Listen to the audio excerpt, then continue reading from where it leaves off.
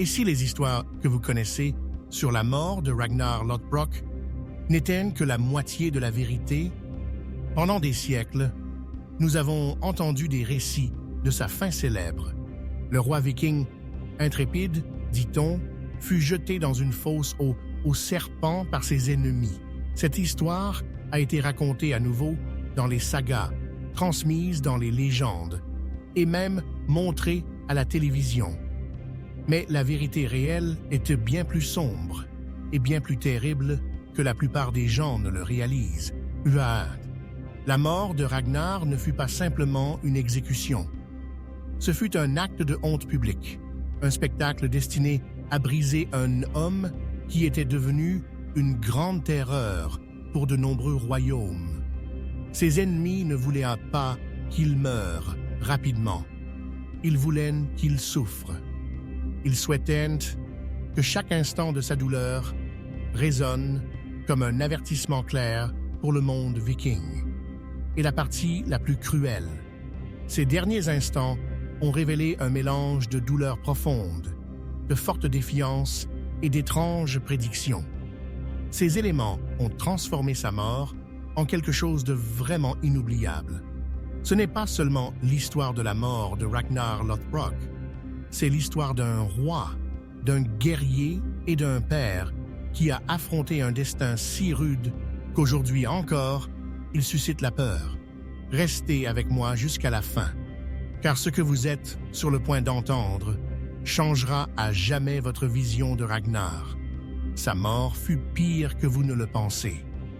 La chute de Ragnar Lothbrok ne s'est pas produite au milieu du chaos d'un champ de bataille.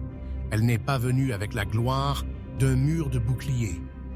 Au lieu de cela, elle s'est produite dans le silence, par la trahison et avec l'intelligence d'un ennemi. Cet ennemi comprit que tuer une légende demandait plus que de l'acier. Cela demandait de l'humiliation. Cet ennemi était le roi Ella de Northumbrie. Au milieu du IXe siècle, les raids de Ragnar avaient profondément secoué l'Angleterre. Il n'était pas simplement un autre chef de guerre viking. Il était devenu un symbole de terreur pure. Les monastères brûlaient, les villages étaient pillés, et les royaumes qui se sentaient autrefois intouchables tremblaient maintenant au murmure de son nom. Partout où les navires de Ragnar apparaissaient à l'horizon, la panique se propageait comme une traînée de poudre. Les rois anglo-saxons le voyaient non seulement comme un pillard, mais comme une grande tempête qui pourrait engloutir leurs faibles trônes entiers. Et personne ne le haïssait plus qu'Ella, le souverain de Northumbrie. Selon les vieilles histoires, Ella avait attendu sa chance. Chaque roi craignait les Vikings, mais Ella haïssait sincèrement Ragnar personnellement. Les sagas nous disent que Ragnar s'était moqué du royaume d'Ella lors de raids précédents. Il avait dépouillé ses richesses, humilié ses guerriers et laissé des cicatrices non seulement sur ses terres, mais aussi sur sa fierté. Le fort désir de vengeance d'Ella était plus que politique. Il était profondément personnel. Ragnar, d'autre part, croyait qu'il était intouchable. Après d'innombrables victoires, sa confiance s'était transformée en arrogance. Les sagas nous disent qu'avide de nouvelles gloires, il partit pour ce qui serait son dernier voyage avec seulement quelques navires. C'était bien moins que les flottes massives qu'il avait commandées à son apogée. Certaines personnes disent qu'il voulait prouver qu'il était toujours invincible. Il voulait montrer qu'il n'avait pas besoin d'une énorme armée pour graver son nom dans l'histoire. D'autres chuchotaient qu'il tentait le destin, osant défier les dieux de décider de sa fin. Mais le destin avait déjà préparé la scène. Le roi Ella l'attendait. Lorsque Ragnar débarqua en Northumbrie, il s'attendait à la peur. Il s'attendait à ce que les paysans fuient, les villages se rendent et les rois se cachent derrière leurs murs. Au lieu de cela, il rencontra un piège, les éclaireurs d'Ela, avaient suivi ses mouvements. Ils connaissaient ses effectifs réduits et son excès de confiance. Le roi de Northumbrie rassembla rapidement ses forces. Elles entourèrent le petit groupe de Ragnar avant même qu'il n'ait eu la chance de battre en retraite. La bataille qui s'ensuivit fut courte et désespérée. Les guerriers de Ragnar, largement inférieurs en nombre et submergés, tombèrent un par un. Et bien qu'il se battît comme le guerrier légendaire qu'il était, Ragnar fut finalement capturé vivant. Ce fut la véritable victoire d'Ela. Pas seulement tuer Ragnar, mais le faire prisonnier. Car une mort sur le champ de bataille lui aurait fait de Ragnar un héros. La captivité, cependant, fit de lui un outil, un symbole du pouvoir d'Ela. Et c'est ici que l'histoire devient encore plus sombre. Ela aurait pu exécuter Ragnar rapidement. Une épée au cou, une flèche dans la poitrine, ou même la pendaison aurait été miséricordieux. Mais Ela comprenait quelque chose, ce de bien plus sinistre. Les légendes ne sont pas détruites en tuant l'homme. Elles sont détruites en brisant le mythe. Ragnar devait mourir d'une manière qui le dépouillerait de toute sa gloire. Sa mort devait semer la terreur à travers le monde viking. Alors Ela imagina un châtiment qui n'était pas seulement cruel. C'était un acte d'humiliation soigneusement planifié. Les sagas nous disent que Ragnar fut paradé devant la cour de Northumbrie. Il fut moqué, raillé et craché dessus.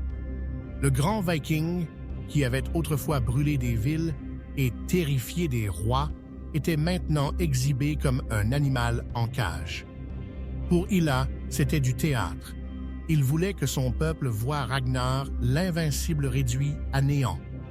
Il voulait que la nouvelle se propage à travers les royaumes, que la terreur du Nord n'était ni un dieu, ni un démon, ni un héros intouchable. Il n'était qu'un homme vaincu et honteux. Mais Ela n'avait pas fini. Tuer Ragnar avec une lame lui aurait donné l'honneur d'une mort de guerrier. Au lieu de cela, Ela choisit quelque chose de bien plus horrible. Il condamna Ragnar à être jeté dans une fosse aux serpents. Ce ne serait pas une mort rapide, mais une mort lente et agonisante. Le poison ferait son chemin à travers son corps. Le venin brûlerait ses veines. Sa chair se déchirerait sous les coups de dizaines de crocs. C'était une mort conçue pour le dépouiller de toute dignité. Son but était de faire de sa souffrance un spectacle public, pour s'assurer que son nom résonnerait dans la terreur et non dans le triomphe. Ce fut donc le piège d'Ela. Non seulement capturer Ragnar, mais planifier une fin si cruelle qu'elle serait à jamais gravée dans les mémoires. Et cela a fonctionné. La nouvelle du destin de Ragnar se répandit rapidement, portée par des traîtres, des moines et des survivants terrifiés. Mais voici l'ironie. Au lieu de détruire sa légende, Ela l'avait cimentée. Car lorsque les Vikings entendirent comment Ragnar était mort, ils ne furent pas intimidés et soumis. Ils étaient enragés. Sa mort devint un cri de ralliement. Son humiliation devint l'étincelle qui alluma l'une des invasions les plus terrifiantes de l'histoire. Ce fut la grande armée païenne. Ela avait pensé qu'il faisait taire une menace. Au lieu de cela, il avait déclenché une tempête. La capture de Ragnar ne fut pas la fin d'un homme. Ce fut le début d'une vengeance si féroce que l'Angleterre saignerait pendant des années. Le piège d'Ela avait fonctionné sur le moment. Mais, sur le long cours de l'histoire, il avait scellé son propre destin. Et ainsi, tandis que Ragnar était enchaîné, attendant son exécution dans cette fosse-ci aux serpents, la véritable horreur du plan d'Ela se déroulait déjà. Car ce que Ragnar dirait dans ses derniers instants et comment il affronterait sa mort garantirait que le piège destiné à l'effacer le rendrait, au lieu de cela, immortel. La capture n'était que le début. La véritable horreur, le moment qui résonnerait à travers le monde viking pour des générations, fut l'exécution de Ragnar Lothbrok.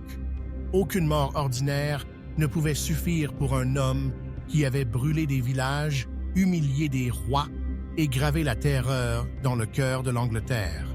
Sa fin devait être plus qu'un simple châtiment. Cela devait être un spectacle. Cela devait être inoubliable. Ella de Northumbrie le comprit clairement. Il voulait que la mort de Ragnar envoie un message si clair, si horrible, qu'aucun Viking n'oserait plus jamais poser le pied sur le sol anglais.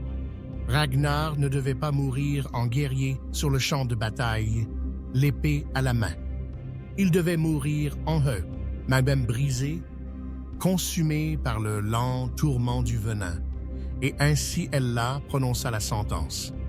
Ragnar serait jeté vivant dans une fosse remplie de serpents. Imaginez-le dans votre esprit, une fosse creusée profondément, son fond grouillant de mouvements. Des dizaines, peut-être des centaines de serpents enroulés, sifflant, frappant, certains inoffensifs, la plupart venimeux, leur corps luisant à la lumière des torches. La foule se rassembla, non seulement pour assister à une mort, mais pour se délecter de l'humiliation. Voici le grand Ragnar, la terreur de la chrétienté, réduit à une proie. Les sagas nous disent que Ragnar fut traîné au bord de la fosse. Son corps était meurtri, mais son esprit restait intact. Les chaînes tintèrent contre ses poignets, tandis que les gardes le poussaient en avant. L'odeur de la fosse devait être suffocante. C'était un mélange de terre humide, d'écailles et du musc âcre de reptiles prêts à frapper. La foule huait, criant des insultes, lançant des malédictions. Pour eux, c'était plus que justice, c'était grand théâtre. Et puis cela arriva. Le puissant Ragnar Lothbrok fut jeté dans l'obscurité. Les serpents frappèrent immédiatement. Les crocs s'enfoncèrent dans sa chair. Le venin se répandit dans ses veines. Certains s'accrochèrent à ses jambes. D'autres s'enroulèrent autour de ses bras, serrant, écrasant. Chaque mouvement apportait plus de morsures, plus de douleur, plus de poison. Son corps convulsa. Sa peau brûlait. Ses muscles s'affaiblissaient. Ce ne fut pas une mort rapide. Ce fut une mort lente, atroce, un délitement délibéré de l'homme qui avait autrefois semblé intouchable, mais c'est ici que Ragnar transcenda son destin. Selon les légendes, il ne cria pas, il ne supplia pas, il rit. Oui, il rit. Imaginez la défiance dans ce son, résonnant au-dessus du sifflement des serpents, au-dessus des railleries de la foule. Ella voulait l'humiliation. Au lieu de cela, il eut une prophétie. Car même, tandis que le corps de Ragnar faiblissait, sa voix portait des mots qui terrifieraient la Northumbrie bien après sa disparition. Les sagas nous disent qu'il s'écria, comme les petits porcelets grogneraient quand ils savaient comment le vieux sanglier souffre. Ce n'était pas seulement un cri de douleur, c'était une promesse claire. Les fils de Ragnar, les porcelets, entendront parler de son tourment. Et quand ils le feront, ils se lèveront. Ils viendront. Ils noieraient l'Angleterre dans le sang pour venger la souffrance de leur père. Dans cette seule ligne, Ragnar transforma sa mort en carburant pour la vengeance. Il transforma son agonie en cri de ralliement. Mais pensez à la pure cruauté de ce moment. Chaque seconde dans la fosse était une agonie. Le venin attaquait son système nerveux. Sa vision se brouillait. Sa respiration devenait superficielle. Les muscles tressautaient de manière incontrôlable à mesure que le poison se propageait. Certains serpents se contractaient, d'autres frappaient encore et encore, leurs dents déchirant une peau déjà gonflée par des morsures précédentes. Ce n'était pas juste la mort. C'était une destruction délibérée du corps, une horreur étirée pour une souffrance maximale. Le symbolisme n'était pas non plus un accident. Pour les anglo-saxons, les serpents étaient des créatures de peur. Ils étaient associés au péché, à la mort et à l'enfer lui-même. En jetant Ragnar dans la fosse, Hela ne le tuait pas seulement. Il le condamnait aux yeux de son peuple, faisant de sa mort un spectacle du mal dévorant l'envahisseur païen. Pour les Vikings, cependant, les serpents avaient leur propre signification spéciale. Dans la mythologie nordique, Jörmungandr, le grand serpent, encerclait le monde et était destiné à provoquer le Ragnarök, la fin des temps. Mourir dans une fosse aux serpents n'était pas seulement une torture, c'était un symbolisme cosmique, une mort mythique pour un homme mythique. Les sagas ne s'accordent pas sur la durée de la souffrance de Ragnar. Certains disent que ce furent des heures. D'autres suggèrent que cela a pu être un jour ou même plus. Le venin le rongeait lentement. Ce qui est certain, c'est que sa fin fut brutale, prolongée et entièrement publique. Chaque souffle agonisant, chaque rire défiant, chaque parole prophétique fut témoignée, mémorisée et racontée à nouveau. Hela pensait qu'il brisait Ragnar. En vérité, il l'immortalisait. Car lorsque Ragnar finalement succomba, son corps submergé, sa voix réduite au silence, la légende avait déjà pris racine. Sa mort fut pire que l'épée, pire que le feu, pire que n'importe quel champ de bataille. Ce fut l'humiliation transformée en mythe, la cruauté transformée en prophétie. Et loin d'éteindre l'esprit viking, elle l'a enflammé. La fosse aux serpents devait mettre fin à l'histoire de Ragnar. Au lieu de cela, elle en a commencé une autre. La colère de ses fils, la montée de la grande armée païenne et le déluge de vengeance qui noirait l'Angleterre dans le feu et l'acier. Ragnar Lothbrok ne mourut pas en silence. Il mourut avec du venin dans les veines, des serpents à la gorge et la prophétie sur les lèvres. Et à cause de cela, sa mort reste l'une des plus horribles et l'une des plus inoubliables de toute l'histoire viking. La fosse aux serpents a peut-être détruit le corps de Ragnar Lothbrok, mais ce furent ses paroles qui assurèrent que sa mort ne serait jamais oubliée. Même tandis que le venin se répandait dans ses veines, que sa force faiblissait et que sa vision s'obscurcissait, Ragnar refusa de donner à Hela ce qu'il voulait. Il n'y eut pas de cri de faiblesse, pas de supplication de pitié. Au lieu de cela, il donna au monde quelque chose de bien plus terrifiant. Une prophétie. Les sagas conservent sa défiance. Ragnar aurait ri au visage de ses tourmenteurs et prononcé une phrase qui résonnerait pendant des siècles. Comme les petits porcelets grogneraient s'ils savaient comment le vieux sanglier souffre. En surface, c'est une métaphore glaçante. Ragnar, le vieux sanglier, piégé et mourant dans l'agonie, se moquait de ses ennemis en leur rappelant que ses fils, les porcelets, ne resteraient pas inactifs une fois qu'ils auraient appris son terrible destin.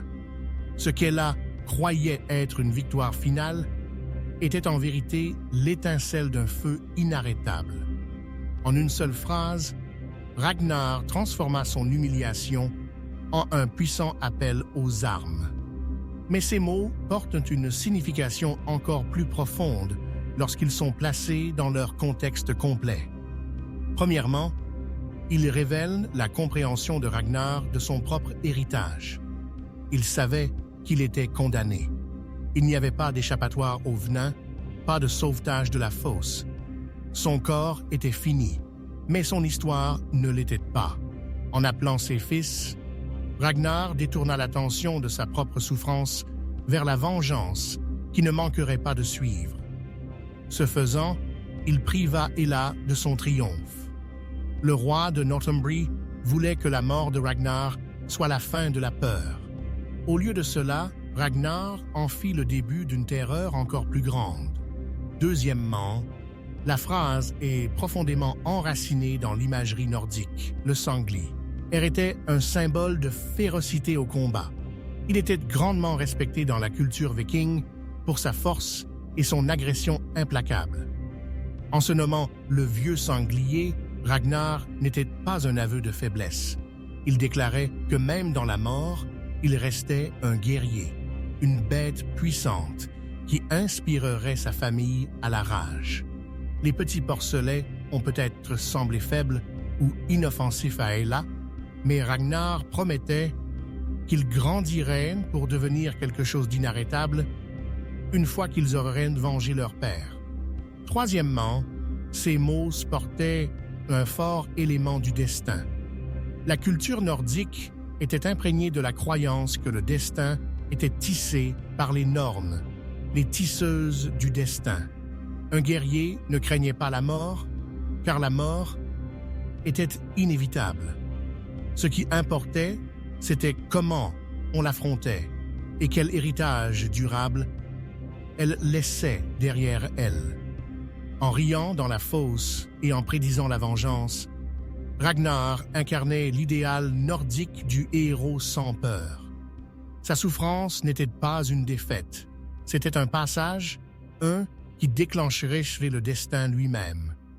Et l'histoire, ou du moins la légende, lui donna raison. Lorsque la nouvelle de la mort de Ragnar atteignit ses fils, Bjorn Côte de Fer, Ivar le Désossé, Sigurd, Aile de Serpent, Hvitserk et Hub, les sagas disent que leur douleur se transforma instantanément en fureur. Sa prophétie devint leur commandement. Ils rassemblèrent la grande armée païenne, la plus grande force viking jamais mise en Angleterre. Ville après ville brûla. Les monastères furent pillés, les royaumes s'effondrèrent et Hela lui-même fut finalement capturé. Et son destin, l'aigle de sang. Ce fut un châtiment aussi horrible que la fosse aux serpents. Ce fut une mort brutale, infligée en vengeance pour ce qu'il avait fait à Ragnar. C'est le véritable pouvoir des dernières paroles de Ragnar. Elles n'étaient pas seulement un acte de défiance, elles étaient une stratégie brillante. En une seule phrase, Ragnar assura que sa souffrance ne serait pas oubliée. Il assura que ses ennemis vivraient dans la peur bien après que son corps ait refroidi. Imaginez la scène dans la salle d'Hela lorsque ces mots furent prononcés pour la première fois. Sa cour a peut-être ri, se moquant du vieux Viking, tandis que les serpents le déchiraient. Mais quelque part au fond d'eux, ils ont dû ressentir le frisson de la prophétie. Ils ont dû se demander « Et s'il avait raison ?» Et ils sont venus. Pour les Vikings qui entendirent le conte, les mots de Ragnar n'étaient pas juste une prophétie, ils étaient une pure inspiration. Ils capturèrent l'essence même de l'esprit viking. Qu'un homme ne se tait pas à sa mort si sa famille et son peuple continuent son combat. Son rire face à l'agonie devint un symbole de défi. Ces mots, un rappel que le courage dans les derniers instants de la vie pouvait résonner plus fort que n'importe quelle épée. Ce n'est pas un hasard si ces mots survivent dans les sagas. Ils furent mémorisés, racontés à nouveau et remodelés à travers les générations parce qu'ils touchaient à quelque chose de profondément humain. Nous craignons tous la souffrance. Nous craignons tous l'humiliation. Mais l'histoire de la mort de Ragnar est une histoire de triomphe malgré le tourment. Il transforma sa plus grande vulnérabilité en sa plus grande puissance. Et c'est pourquoi le plan d'Hela échoua si terriblement. Le roi voulait que la mort de Ragnar brise l'esprit viking. Au lieu de cela, les mots de Ragnar le transformèrent en une légende qui alimenta l'invasion de l'Angleterre. Son rire dans la fosse devint le cri de guerre de ses fils. Sa prophétie devint histoire. Alors, quand nous nous remémorons la mort horrible de Ragnar Lothbrok, nous devons nous en souvenir. Ce ne furent pas les serpents qui le définirent, ni la cruauté d'Hela. Ce fut la façon dont Ragnar affronta sa fin, avec le rire, avec la prophétie et avec des mots qui transformèrent sa défaite en un héritage durable de vengeance. Le vieux sanglier a peut-être chuté, mais les porcelets ont grandi, et à travers eux, la voix de Ragnar rugit à travers les royaumes bien après que son corps eût été dévoré par le venin et la légende. La prophétie de Ragnar ne tarda pas à se réaliser. Lorsque la nouvelle de sa mort atteignit la Scandinavie, ce fut comme une étincelle jetée sur de l'amadou sec. Ses fils, Bjorn, Côte de Fer, Ivar le Désossé, Sigurd, Aile de Serpente, Hvitserk et Ubbe n'étaient pas seulement brisés de chagrin, ils étaient là remplis d'une rage furieuse. Les sagas disent qu'en apprenant le tourment de leur père dans la fosse aux serpents, ils jurèrent une vengeance si grande qu'elle ébranlerait les fondations de l'Angleterre. Et ils tinrent leur promesse. En 865, une flotte plus grande que tout ce qui avait été vu auparavant descendit sur la côte anglaise. Ce n'était pas un raid, ce n'était pas une campagne pour piller et ensuite partir. C'était une guerre à grande échelle. La grande armée païenne, comme l'appelaient les chroniques anglo-saxonnes, vint non seulement pour combattre, mais pour conquérir. Ville après ville tomba, les monastères brûlèrent, les royaumes s'effondrèrent, et la peur que Ragnar avait autrefois inspirée se multiplia désormais par 10 grâce à ses fils. Au cœur de tout cela se trouvait Hela de Northumbrie. L'homme qui avait jeté Ragnar au serpent affrontait maintenant la fureur totale des porcelets qu'il avait raillés. Comme le racontent les chroniques, Hela fut capturé au combat.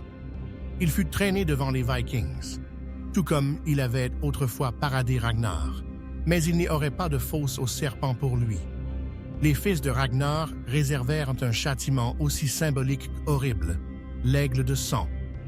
Les côtes d'Hela furent fendues, ses poumons arrachés de son dos, son corps transformé en un spectacle macabre. Pour les Vikings, c'était justice, une exécution qui reflétait en cruauté ce que leur père avait enduré. Pour les Anglais, c'était pure terreur. Et ainsi, la prophétie de Ragnar fut accomplie. Sa souffrance ne le réduisit pas au silence. Elle multiplia sa voix à travers ses filles. Sa mort devint une tempête, une vague de vengeance qui noya l'Angleterre dans le sang et le feu. Le vieux sanglier avait souffert, mais les petits porcelets étaient bienvenus. Et leur grognement fut le rugissement d'une armée qui changea l'histoire à jamais. La mort de Ragnar Lothbrok était censée être la fin d'une légende. Le roi Hela croyait qu'en le jetant dans la fosse aux serpents, il détruirait non seulement l'homme, mais le mythe qui terrifiait les royaumes. Et pour un moment, cela sembla fonctionner. Le corps de Ragnar était brisé, empoisonné, laissé en agonie à la vue de tous. Mais ce qu'Hela ne comprit pas, c'est que les légendes ne sont pas tuées par la douleur. Elles en naissent souvent. Le rire de Ragnar dans la fosse, sa défiance et sa prophétie finale transformèrent sa souffrance en quelque chose de plus grand que la vie elle-même. Sa mort devint une histoire racontée autour des feux, murmurée à travers les mers et gravée dans la mémoire de ses fils. La grande armée païenne n'était pas juste une campagne de conquête, c'était l'incarnation vivante des dernières paroles de Ragnar. C'était l'écho de sa prophétie portée sur les lances de ses enfants. Alors, sa mort fut-elle horrible? Oui, pire que ce que la plupart peuvent imaginer. Mais ce fut aussi l'étincelle d'un héritage qui ne pouvait être éteint. Ragnar Lothbrok ne mourut pas dans la fosse aux serpents. Il en ressuscita, immortel, porté par la vengeance de ses fils et la peur de ses ennemis. Et c'est pourquoi, aujourd'hui encore, son nom perdure. La mort de Ragnar fut pire que vous ne le pensez, mais sa légende fut encore plus grande.